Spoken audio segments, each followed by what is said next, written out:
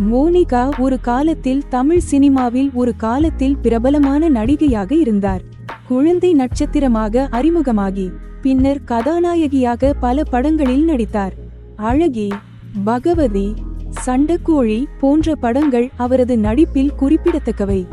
Monica தனது திரை வாழ்க்கையை குழந்தை நட்சத்திரமாக அவசர போலீஸ் 100 என்ற திரைப்படத்தில் தொடங்கினார். தெலுங்கு, மலையாளம், கன்னடம் போன்ற பிற மொழி திரைப்படங்களிலும் குழந்தை நட்சத்திரமாக நடித்துள்ளார். அழகி திரைப்படத்தில் அவரது நடிப்பு பெரிதும் பாராட்டப்பட்டது. காதல் அழிவதில்லை, பகவதி, இனிது இனிது காதல் இனிது, சண்டக்கோழி, இம்சை அரசன், 23ஆம் புலிகேசி, கௌரவர்கள் போன்ற படங்களில் நடித்துள்ளார். சிலந்தி திரைப்படம் அவருக்கு நல்ல வசூலை பெற்று தந்தது. திருமணத்திற்கு பிறகு சினிமாவில் இருந்து விலகினார்.